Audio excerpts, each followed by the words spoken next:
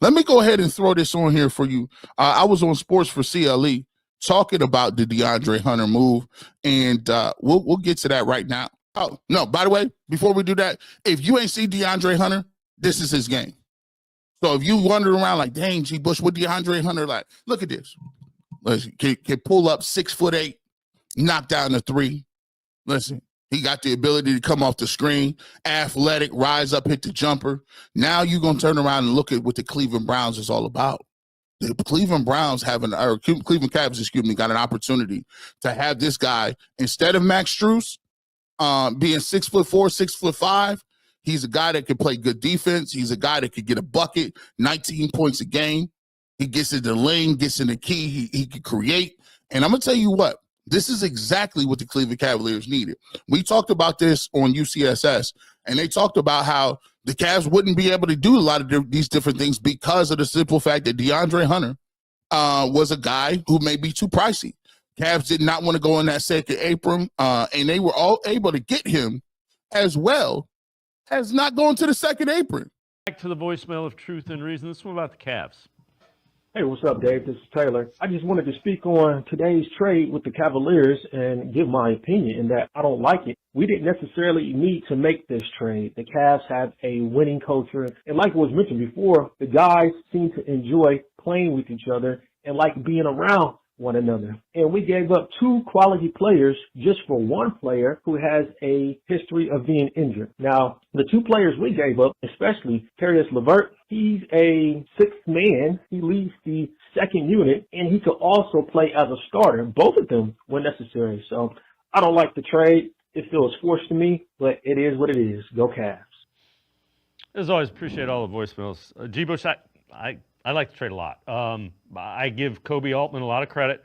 The easiest thing to do would be to sit there and say, you know, we've won 41 games. We're on pace. It's now, playoff basketball is different. Kobe Altman explained that. And I think what Kobe Altman is telling the guys in the locker room is, we believe in you. We think you have a legitimate chance of winning an NBA championship this year. That's what, if I'm in the locker room, that's what this trade says to me if I'm one of those players. I love the move, and I'm going to give Kobe Altman credit because I used to be tough on him last year. You know, we pushed for J.B. Bickerstaff because I felt like there was another level that his team could get to. He moved on from J.B. Bickerstaff, but he kept the core intact. Darius Garland played terrible last year. Jarrett Allen in the playoffs was a no-go, missing in action. People questioned his toughness. You looked at Evan Mobley and people thought, well, is Evan Mobley ever going to be this unicorn? How is he going to develop his outside shot, his aggressiveness? Is he going to be able to handle the basketball? And can you win with two small guards in the backcourt? And all they did is come out and dominate and come out with the best record in the league to a historical start. But like you said, it could have been the easiest thing in the world to sit pat and just, rest on your laurels and rest on the fact that your record is what it is. I think they saw them up close and personal between the two losses to the Hawks, the loss to Oklahoma City Thunder, and as well as the first two losses to the Boston Celtics. You know what they saw. And the Rockets, by the way. Sengun was very aggressive, and he dominated with all those offensive rebounds. But when you take a look at those teams that they lost to, the thing is glaring. The Cavaliers are too small in the backcourt. You have Max Strus at 6'4", 6'5", guarding Jason Tatum, some of these longer athletic guys. That wasn't going to get it done.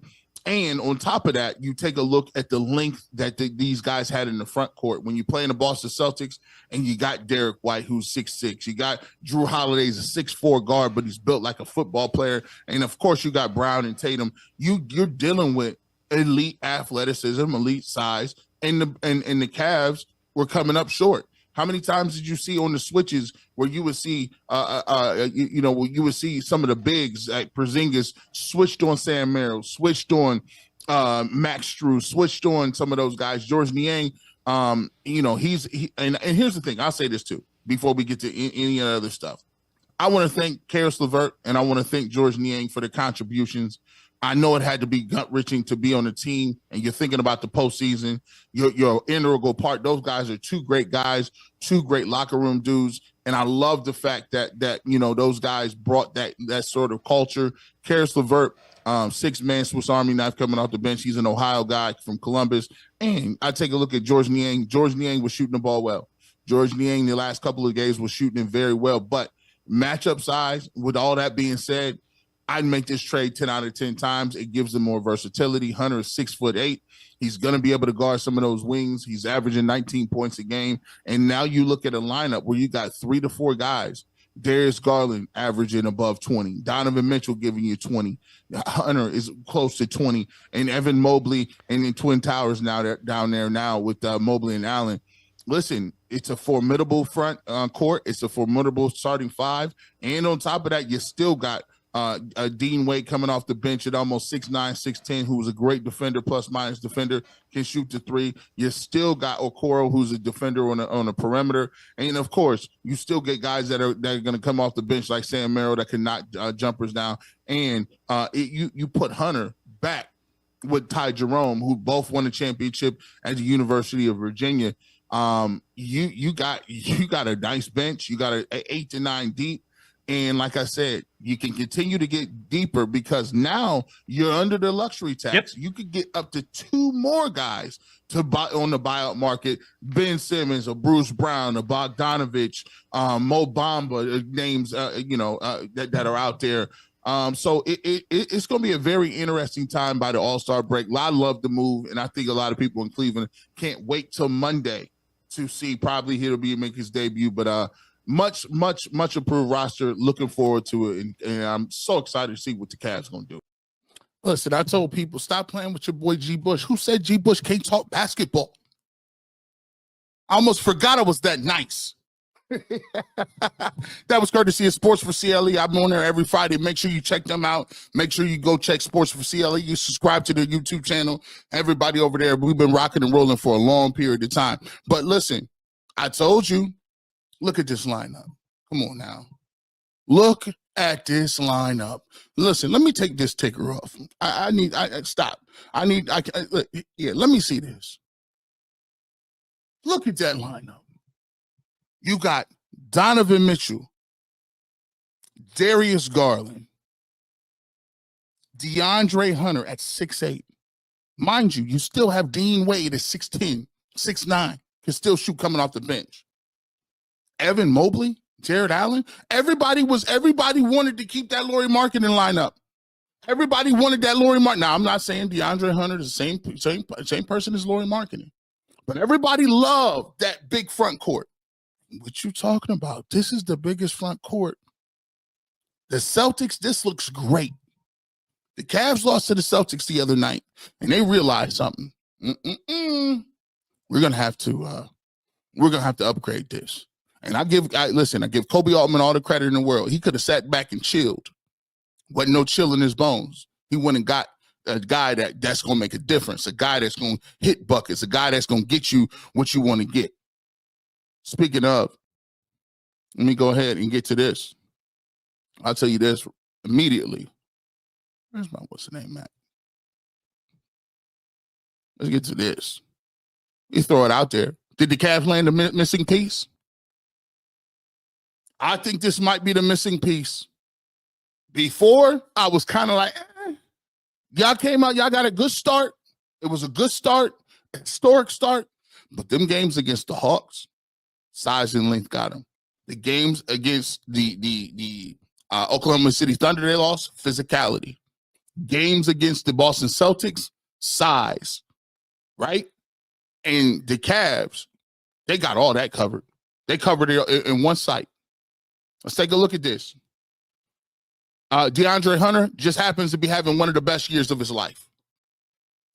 Right now, 37 games. The problem with DeAndre Hunter, the downside to Hunter is the fact that he misses a lot of times. As you can see, he hasn't played, he's only played over 60 games twice in his career. Came in the league through 2019 and 2020. He played 63 games. And the next year played 23, 53, 67, 57. This year played 37 games, right? He's giving you 19 points, right? Giving you 46% for the field. The thing that you like the most Right now, he's shooting 39, almost 40% from 3-point line. That's exactly what you need. Now, as a rebounder, I would think that he would be a better rebounder for his size. 3.94 rebounds isn't really that great. He's not a playmaker. He's averaging about an assist and a half. He's not really a great playmaker. And this year, if you look at it, he's a defender who has the tools to be a great defender.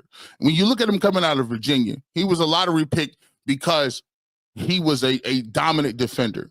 Now, the hope for the Cleveland Cavaliers is that you get a guy like this. He starts his game. He gets around the guys like Donovan Mitchell and everybody. He's able to put it together, and he's able to go and get into a role, and he's going to embrace playing defense at a high level because he's on a winning team. You go from the Hawks to the Cavs. Come on now. You go from the Hawks to the Cavs, you ready to go. You are ready to go. Let me get this out of here. Let me do this. I'm going to throw this question out right now as we get closer. Super chat question number 2. What are your thoughts on DeAndre Hunter trade? Give me a grade. Give me a grade on the trade and why. Give me an A, B, C minus, A plus, whatever the case may be. But make sure you let me know why. And then, of course, is this the thing that's going to put the Cavs over the top to play and beat the Celtics to get to the finals? Super chat question number 2. What are your thoughts on DeAndre Hunter, the trade, the move? How do you like it? So you guys can opine on that. I will get to your super chats, and we'll do that throughout the show. Let's get to this. You probably caught a little snafu right there. This leads me to one thing. I kind of mixed my videos up, but we'll come back and do it again. We'll make sure we get it right this time.